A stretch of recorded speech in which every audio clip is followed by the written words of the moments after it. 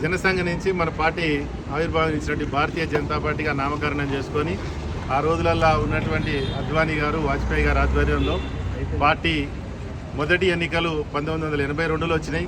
అప్పుడు మనకు 2 సీట్లే వచ్చినాయి. జంగారెడ్డి గారు తెలంగాణ నుంచి, ఇంకొకరు గుజరాత్ నుంచి. ఈ ఇద్దరు గెలుపు ఈరోజు నాంది 300 చిల్లర పైకి వచ్చినటువంటి ఎంపీ సీట్లు.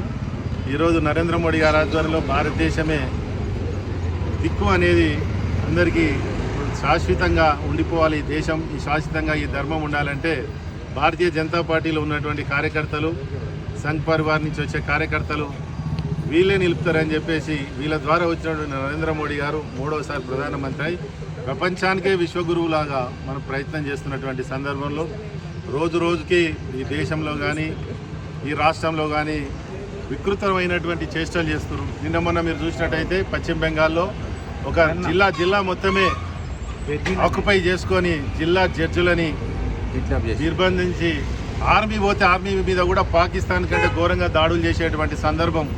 ఈ దేశంలో ఉన్నటువంటి సెక్యులర్ వాదులు, వివిధ పార్టీ నాయకులు సిగ్గుపడాలి. ఆర్మీ మీద దాడి చేయడం అంటే మన తల్లి మీద మనం దాడి చేసుకున్నట్టే. సిగ్గుశరం ఉన్నటువంటి ఈ సెక్యులర్ నాయకులు ఈసారి తీవ్రంగా ఖండించాలి. కానీ అట్లా ఖండించరు. ఎంతసేపు ఓటు బ్యాంకు రాజకీయాలు, బీజేపీని ఏ విధంగా బదనాం చేయాలి, ఇలా బీజేపీలో ఉన్నటువంటి నాయకులు ఏ విధంగా బదనాం చేయాలనే దాంట్లోనే ఉంటారు. పశ్చిమ బెంగాల్లో జరుగుతున్నటువంటి అరాచకం కానీ, దొంగ ఓట్ల ప్రక్రియ కానీ ఈరోజు ఎలక్షన్ కమిషన్ చేస్తుంటే అక్కడ మమతా బెనర్జీ, అక్కడ ఉన్నటువంటి బంగ్లాదేశ్ సంబంధించినటువంటి నాయకులందరూ కూడా హిందూ ఓటర్లను ఇంటి మీద పోయి భయప్రాంతులకు గురి చేస్తున్నటువంటి సందర్భం. అలాంటి పరిస్థితులు మనకు ఆల్రెడీ ఓల్డ్ సిటీలో వచ్చినాయి. నిన్న మొన్ననే మీరు చూసినట్టయితే ఫుట్పాత్లు ఆక్రమిస్తుంటే ఈ గవర్నమెంట్లో ఉన్నటువంటి పెద్ద ముఖ్యమంత్రి దాని ఫుట్పాత్లు నిర్మూలిస్తుంటే అక్కడ ఉన్నటువంటి మాజీ కార్పొరేటర్లు, మాజీ ఎమ్మెల్యేలు పోలీసు వాళ్ళని దౌర్జన్యం చేసి కొడతా ఉన్నారు.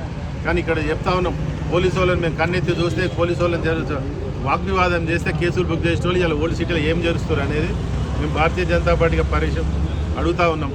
అదే సందర్భంలో మంత్రాబాద్ డివిజన్లో దినదిన అభివృద్ధి చెందుతూ మన పార్టీ కూడా పైకి వస్తూ ఉంది. అనేకమైన అభివృద్ధి కార్యక్రమంలో మనం గల్లా ఎగరేసుకొని ఈ పని మేము చేసినాం. ఈ ఇంటికాడ మనం రోడ్ వేసినాం, ఈ ఇంటికాడ లైట్ పెట్టించినాం, ఈ ఇంటికాడ డ్రైనేజ్ వేయించినాం, ఈ ఇంటికాడ సమస్యలు ఉంటే తీర్చినాం. 24 గంటలు మేము డ్రైనేజ్ల విషయాలు కానీ ఏ విషయం అభివృద్ధి కార్యక్రమాలలో ముందున్నాం. మా కార్యకర్తలు, మా కార్పొరేటర్ పనిచేసిండు, మా ఈటల రాజేందర్ పనిచేసిండు, మేమంతా అందుబాటులో ఉంటామని చెప్పుకునే విధంగా ఈరోజు మన భారతీయ జనతా పార్టీ మన్సూరాబాద్ డివిజన్లో అనేకమైనటువంటి కార్యక్రమాలు నిర్వహిస్తూ ఉన్నాం.